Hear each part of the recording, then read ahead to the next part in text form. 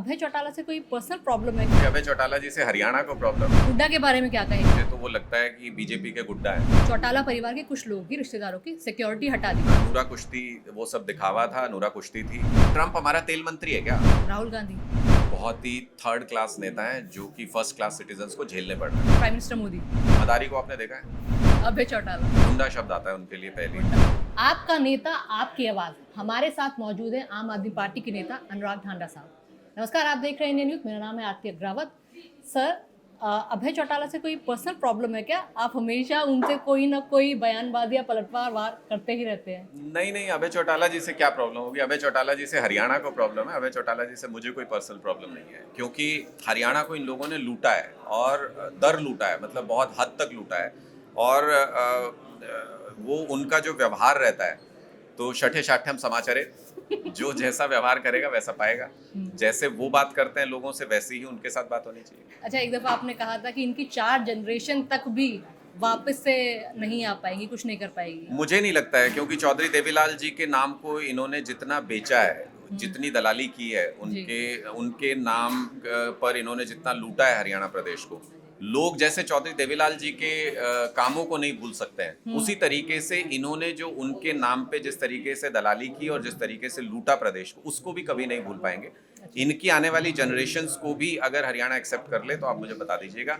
लोग इनको अब रिजेक्ट कर चुके हैं। जैसे पंजाब के अंदर बादल परिवार का जो हश्र हुआ है, ये दोनों एक ही हैं, वैसे ही हरियाणा के अंदर चौटाला परिवार का वही हश्र होने जा रहा है। लोग इनको पूरी तरह से रिजेक्ट कर चुके हैं। हुड्डा के बारे में क्या कहेंगे? कांग्रेस के बारे में क्या कहेंगे? मैं सबसे बड़ी और पुरानी पार्टी, लेकिन आज हरियाणा में कुछ खास नहीं कर रही है। देखिए, आपको लगता है कि वो भूपेंद्र हुड्डा है, मुझे तो वो लगता है कि बीजेपी के गुड्डा है। तो वो बीजेपी के इशारों पर काम करते हैं। वो बीजेपी ने एक तरीके से कॉम्प्रोमाइज़ कर रखा है विपक्ष को हरियाणा के अंदर। वो उनकी रिस्पॉन्सिबिलिटी है कि बीजेपी की सरकार बने हरियाणा के अंदर। अच्छा। बदले में बीजेपी ने ये तय कर रखा है कि उनको जेल नहीं भेजेंगे। दोनों के बीच में कॉम्प्रोमाइज है, सेटिंग हो रखी है, मतलब सेटिंग है पूरी तरह से। और आप देखिएगा कि जब तक हम किसी मुद्दे पे कुछ बोले ना, या लोगों में बहुत ज्यादा रोष ना हो जाए, भूपेंद्र हुड्डा जी क्या मजाल कि अपने एसी कमरों से और हीटर के कमरे से बाहर आ जाएं, कभी सड़क पे बड़ा उतरते शांत नहीं। विपक्ष नजर आता पूरा है। 5 साल निकल जाएंगे, लेकिन शेरो शायरी कभी कभार करेंगे। अपना पहले शेर लीक भी कर देते हैं। इधर से भूपेंद्र हुड्डा जी शेर लेके जाएंगे, सुबह फोन करके बता देंगे आज मैं ये बोलूंगा, जवाब में तुमको ये बोल देना। तो शेरो शायरी खूब चलती है, लेकिन कभी जनता के मुद्दों पर कभी बात होती हो, मैंने ऐसा सदन के अंदर हरियाणा में देखा। और राहुल गांधी आपको क्यों प्रेशर कुकर की सीटी लगते हैं? राहुल गांधी का काम है ये कि जब भी लोग वाजिब सवाल मोदी सरकार से पूछें, तो राहुल गांधी उस प्रेशर को कम करने का काम करते हैं। मैं आपको उदाहरण देके समझा देता हूँ कि जैसे जब पाकिस्तान के साथ सीज फायर किया मोदी जी ने, सारा देश नाराज था। सारा देश ये कह रहा था हमारी सेना जीत रही थी और एक तरफा जीत रही थी, उनके सारे हमले नाकाम हो रहे थे पाकिस्तान के। ऐसी स्थिति में सीज फायर का मतलब क्या, जब वो हमारे लोगों को मार के गए उनके आतंकी, तो सीज फायर क्यों किया? तो राहुल गांधी जी अचानक निकल के आते हैं, कहते हैं भाई पहले हमें ये बता दो, ये सब बात बाद में करेंगे, पहले बताओ हमारे कितने प्लेन गिरे। तो पूरी बहस को डाइवर्ट कर दिया उन्होंने, दूसरी तरफ लेके चले गए। अब पूरा जो इस वक्त देश जो सवाल पूछ रहा है, वो ये पूछ रहा है कि एप्स्टीन फाइल्स क्या हैं, और एप्स्टीन फाइल में पूरी दुनिया सवाल करी, ना सिर्फ देश। एप्स्टीन फाइल में मोदी जी का नाम क्यों है?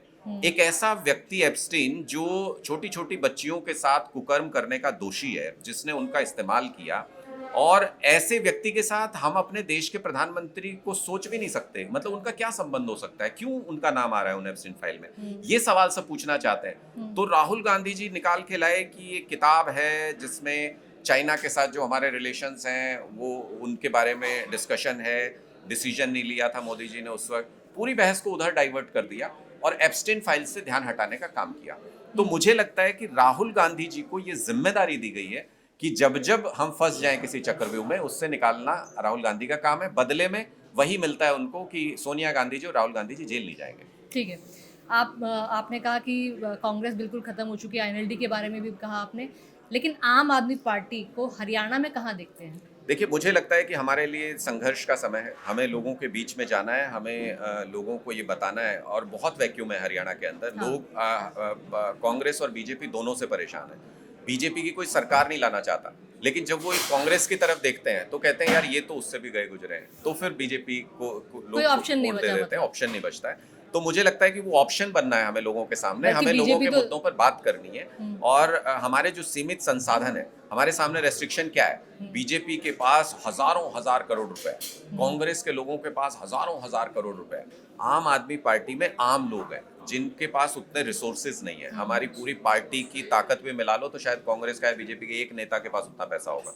तो हम लोगों को सीमित संसाधनों के अंदर राजनीति करनी पड़ती है, जो बहुत सारे रेस्ट्रिक्शन क्रिएट करता है। लेकिन हम लोगों के बीच में जा रहे हैं और उनको ये बता रहे हैं कि ये कांग्रेस और बीजेपी दोनों एक ही है, अगर इनको बदलना है तो तीसरे ऑप्शन के पास जाना पड़ेगा। अच्छा, हरियाणा के पूर्व डीजीपी थे ओपी सिंह, उन्होंने चौटाला परिवार के कुछ लोगों की, रिश्तेदारों की सिक्योरिटी हटा दी थी, बेहतर लोगों की सिक्योरिटी के साथ साथ। उसके बाद दिग्विजय और दुष्यंत चौटाला ने खूब उन पर वार किए और उन्हें थार और एनफील्ड को लेकर भी कमेंट किया था कि ज़्यादातर क्राइम इनमें होते हैं और जो थार और एनफील्ड चलाता है वो हवाबाजी में रहता है। तो वो दोनों भाई तो उससे भी लड़ने लग गए थे। देखिए, कुछ नहीं, नूरा कुश्ती वो सब दिखावा था, नूरा कुश्ती थी ये बताने के लिए कि हमारी सिक्योरिटी हटा ली है सरकार ने।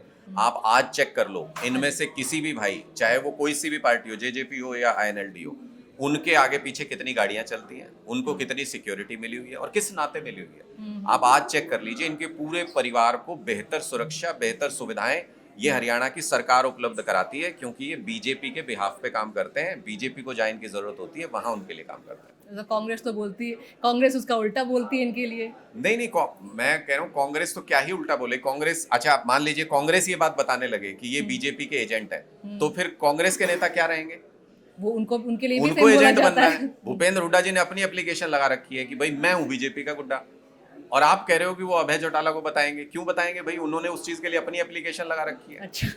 तो ये तो इनकी नूरा कुश्ती है। ये लोगों को दिखाने के लिए, एक आई वॉश करने के लिए इन्होंने 3 डेरियां बना रखी हैं कि भाई इसमें नहीं डालेगा तो इसमें डाल देगा, इसमें नहीं डालेगा तो इसमें डाल देगा, तीनों में से किसी में डाल लो, आएगा हमारे पास ही।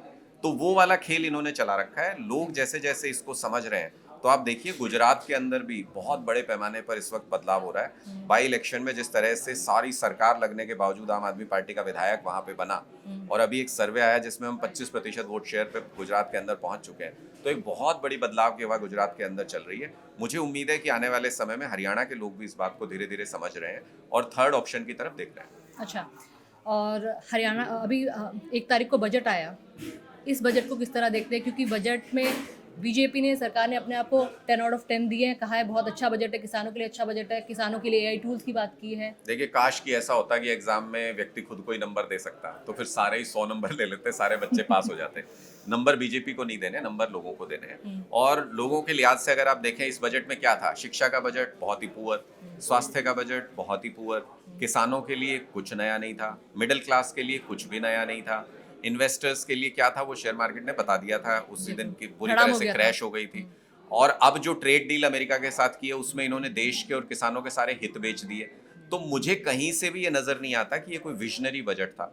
अब ये लोगों को फॉर ग्रांटेड लेने लग गई है भारतीय जनता पार्टी। इनको ये लगता है कि यार अभी क्या करना है, 4 साल बाद देखेंगे, कोई बजट देना होगा, 5वें साल में दे देंगे, कोई टैक्स में रियायत दे देंगे या कुछ फायदा दे देंगे। तो मुझे लगता है कि अब ये लोगों के लिए काम नहीं कर रहे, अब ये कुछ अपने विशेष बिजनेसमैन दोस्तों के लिए और अमेरिका के दबाव में काम कर रहे हैं। मुझे ये समझ नहीं आता है कि मोदी जी पर ऐसा क्या दबाव है, एप्स्टीन फाइल्स या कौन सा ऐसा राज अमेरिका के पास है जिसके जरिए वो ब्लैकमेल कर ले रहा है हमारे देश के प्रधानमंत्री को। इतना बड़ा देश, इतनी बड़ी ताकत, और उसके प्रधानमंत्री को कोई इस तरीके से ब्लैकमेल करे कि आज ट्रंप हमारा तेल मंत्री है क्या? ट्रंप ये बता रहा है कि हम रशिया से तेल खरीदेंगे कि नहीं खरीदेंगे। तो अगर ट्रंप वो अनाउंस कर देगा, फिर मोदी जी क्या करेंगे यहाँ पे? अगर ट्रंप ये बता देंगे कि पाकिस्तान के साथ सीज फायर कर रहा है आज शाम को इंडिया, तो फिर मोदी जी क्या करेंगे? तो इसका मतलब अगर प्रधानमंत्री कार्यालय के निर्णय अगर दूसरे देश में होने लगे तो ये बहुत ही चिंताजनक स्थिति है, बहुत ही डरावनी स्थिति है। ठीक है, छोटा सा रैपिड फायर राउंड, पहले जो भी आपके ध्यान में आए वो आपको बोलना है। अरविंद केजरीवाल, बहुत क्लास नेता है, शानदार नेता है। राहुल गांधी, बहुत ही थर्ड क्लास नेता है जो कि फर्स्ट क्लास सिटीजन्स को झेलने पड़ रहे हैं। ओके, प्राइम मिनिस्टर मोदी, मुझे लगता है कि उनसे बड़ा ये कहें कि मदारी को आपने देखा है, मदारी अपने खेल में सबको सम्मोहित कर लेता है, बांध लेता है। जब आप इधर देखने लगोगे तो इधर डमरू बजा देगा, जब आप इधर देखने लगोगे तो इधर डमरू बजा। तो मोदी जी ने पूरे देश में इस वक्त वो खेल छेड़ रखा है कि जब एक मुद्दे की तरफ लोगों का ध्यान जाता है तो दूसरे पे डाइवर्ट कर देते हैं और लोगों को जाति और मजहब में बांट के पूरे देश को बहुत बड़ा नुकसान पहुंचा रहे हैं। शायद उनकी उम्र निकल जाएगी लेकिन आने वाली पीढ़ियां उनको बहुत कोसेंगी। अभय चौटाला, अभय चौटाला तो गुंडा शब्द आता है उनके लिए पहले, गुंडा। जो बात दिमाग में आती है। दुष्यंत चौटाला, दुष्यंत चौटाला, उन्होंने किसानों के लिए जो देवीलाल जी ने काम किया था, उस नाम को दुष्यंत चौटाला जी को जब मौका मिला उप मुख्यमंत्री रह के, तो उन्होंने बेच दिया उसको। अच्छा, आखिरी सवाल, सिर्फ पंजाब में आम आदमी पार्टी है, हरियाणा और बाकी राज्यों में किस तरह मजबूत करेंगे और आने वाले चुनाव, निकाय चुनाव के लिए किस तरह की तैयारी है? देखिए, मुझे लगता है कि आम आदमी पार्टी आज एक राष्ट्रीय पार्टी है और 5 प्रदेशों के अंदर तो हमारे चुने हुए विधायक हैं और हमारे फुटप्रिंट आज के दिन 17 प्रदेशों के अंदर है। ये आम आदमी पार्टी को नेशनल पार्टी का दर्जा ना आप दे सकते, ना मैं दे सकता, ना कोई और तीसरा आदमी दे सकता। ये चुनाव आयोग ने दर्जा दिया हुआ है अपने कानूनों के हिसाब से।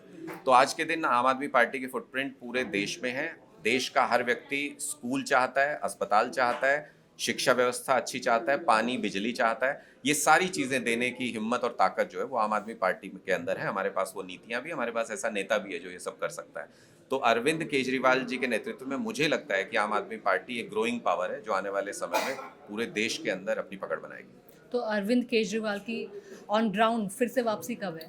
अरविंद केजरीवाल जी ऑन ग्राउंड ही हैं, वो अपने तरीके से काम कर रहे हैं। किसी एक दिन आपको अचानक से सरप्राइज देखने को मिलेगा जब आम आदमी पार्टी एक बहुत ज़बरदस्त बाउंस बैक करेगी।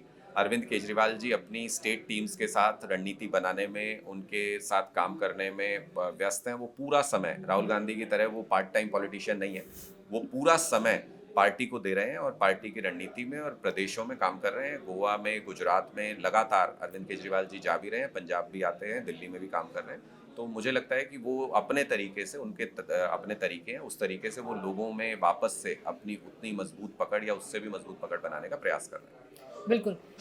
तो अरविंद केजरीवाल बहुत ही जल्दी बाउंस बैक करने वाले, सरप्राइज देने वाले हैं, ऐसा अनुराग ढांडा का कहना है। और अनुराग ढांडा ने सारे सवालों के मजेदार जवाब दिए हैं और आगे भी इनसे ऐसे जवाब लेते रहेंगे। नमस्कार। बहुत बहुत शुक्रिया।